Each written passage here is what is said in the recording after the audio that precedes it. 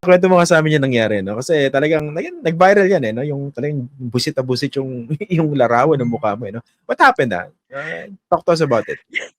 So I think ano, may grupo po kami actually 'no. So yung Tindig Pilipinas, I've, stepped in as one of the co-conveners ngayon po. Kasi yung previous convener po natin si Secretary Ging Deles ay, on leave to work on her memoirs. And kasama po sa Tindig yung, Akbayan Party List, yung Magdalo, Liberal Party, pero may iba't ibang mga civil society organizations din doon. And ano ho, kasama po dito yung ilang mga yung ilang mga complainants sa impeachment complaint na inihain noong Disyembre 'no. So, nung nalaman natin na pagdedesisyonan nga yung akala namin pag-dismiss naging pag-archive, pero mukhang kagaya ng sinabi ni Attorney Monsod, baka dismiss nga rin yung, tumpok nun. Naisip po namin na sana makapasok po tayo sa Senado para mapanood yung proceedings. And dahil nga umiikot nga yung analysis na 20 and 4 yung magiging boto, na hindi naman masyadong malayo sa katotohanan, naging 19-4-1 yung boto. Um, May ano, napag-usapan din namin na what can we do 'no, what can we do? So may idea na ayun, parang silent protest, kasi nga ang abiso sa amin na patakaran sa loob ng gallery ay bawal mag-ingay 'no. And then in fact, inudit po ito ni, Senate President Chis Escudero after Mm. being asked by Senator Zubiri na bawal daw pumalakpak, bawal daw tumawa, bawal daw po magkomento.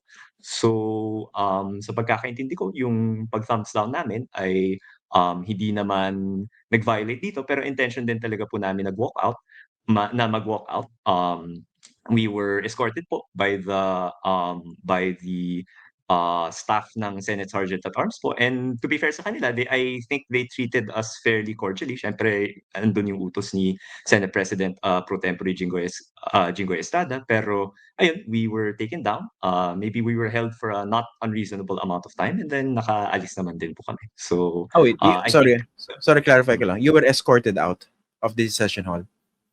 yes po. So actually ano ho, to be fair, again, I felt they were very cordial po 'no. So or baka dahil ako kasi seated ako dun sa family area ni Senator Bam 'no. Pero, so nag-thumbs down po ako. Yung isang guard po doon ay parang very ngumingiti nga, pero, and gently sinabi bawal po 'yan. So I put my hand down, and then I gestured, "Sige, apologies po." And then, we proceeded with our walkout, and then sinamahan po kami ng staff ng security po ng gallery.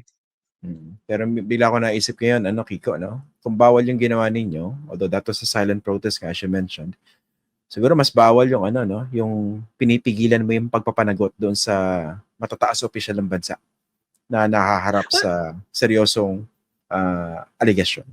Yun ang mas agree. offensive sa akin, eh.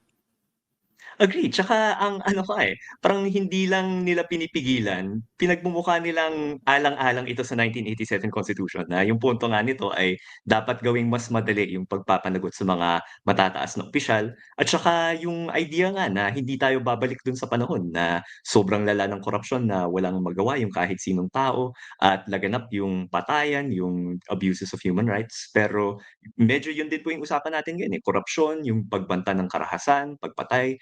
Pero parang all of this took a backseat doon sa, legal acrobatics na naganap sa iba't ibang mga institusyon. So, Mm. yeah, I think in retrospect, tama nga po yung disgusting, I guess, na characterization. Dismay and disgusting, definitely. Pero tama ba, nung tumayo kayo nila Paeng, no? Nakita ko yung picture ni Paeng, eh. Rafaela David ng Akbayan. So, ito ba yung nagsasalita si Amy Marcos? Tama ba? So, okay, so funny po 'yan actually. So may Telegram po kami na at what point siya gagawin nung naging malinaw na nga yung magiging daloy ng gabing yun. Originally ang naisip namin yung sa motion is carried kami magwo-walkout. Pero habang Yung dulo tumatagal, na. yeah, pero habang tumatagal mga I think that malapit ng mag-9:00 nung panahong nung oras na yun, and then pang-ilang speaker ba si Senator Marcoleta, I forget. Parang may proposal, ako yung proposal ko actually was kay Senator, Robin Padilla mag-walkout, kasi kung tama yung math ko, siya yung magiging 13th vote, Mm. sa impeach. Pero I guess fatigue set in nung umaga nagpo-protest na po kami sa labas ng Senado and then we had been there since the start of the session nung 3 o'clock. So, I think napagdesisyonan na pagkatapos ng speech ni Senator Marcoleta magwo-walk out.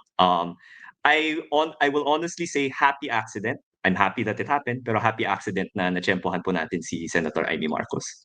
Bakit? It's a personal thing po. Parang si Senator Amy Marcos, siya siguro yung siya po yung sa tingin ko po yung nagtataglay ng diwa talaga ng pamilya niya na, ayaw sa pananagutan, walang pakialam sa karapatang pantao, gustong maghari-harian kaya po siguro siya nag-gravitate kay President Duterte. So I think, bagamat talagang hindi naman siya yung isa sa mga lead proponents dito sa specific case ng impeachment, pero in a way ano, parang for me at least, personally, hindi ko alam kung sumasang-ayon yung mga kasama ko, pero for me personally, I think very fitting na yun po yung naging timing. Tsaka sariling kapatid, sinusuwag no? For the longest time Although si Although to be Bongbong fair, kasi, ang ayaw din kasi nirerespeto ng ko Bongbong ng impeachment, di ba? mukha nga po, pero at least to be fair, ang nirerespeto ko kay Senator Amy Marcos ay consistent siya 'no. So parang naniniwala siya na santo yung tatay niya, si Digong yung presidente na pinakamalapit dun sa tatay niya. So dumidikit siya kay Digong. Talagang, saradong pasista si ma'am 'no. So I respect the consistency. Si President Bongbong parang, I don't know, sinasabi mo na never mauulit yung panahon ng tokhang, pero ano yung nangyari nung panahon ng tatay mo, 'di ba? So, I sometimes don't know what's worse, pero yun parang I those are my thoughts on the two of them siguro. Okay, going into the Senate session regarding this very important issue, did you really think na makakakuha ng sapat na suporta yung posisyon na sinusulong nila Risa Ontiveros, nila Senate Minority Leader Tito Soto? Siguro chalk it up to naivete, Christian 'no, pero yung pinangawakan ko ay ano, and ito hindi ko pa rin siya maintindihan hanggang ngayon. Si Senator Joel Villanueva, parang yung unang nakita kong nag-statement na may kapangyarihang, tumuloy yung Senado sa impeachment trial kahit na nagbaba yung, Supreme Court ng ganitong desisyon. So, given na, yun, wala pang SONA nun 'no, so I guess hindi pa Yeah, siya majority floor leader nun, pero eventually naging majority floor leader siya. Given na mukhang medyo influential siya doon sa, mga alyado ni Senate President Escudero, baka naisip ko baka magbago yung ihip ng hangin, maybe there's more going on. Pero nung, iba. the moment na nagsimulang magsalita si Senator Alan Peter Cayetano, I think medyo, okey, mukhang hindi na nga ata ganun yung mangyayari.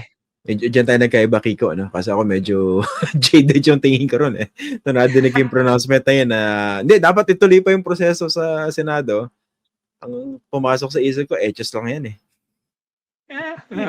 Etchos. Tama kayo, tama kayo. I'm not happy to say I'm wrong, pero I very easy to acknowledge na mali yung basa ko nun.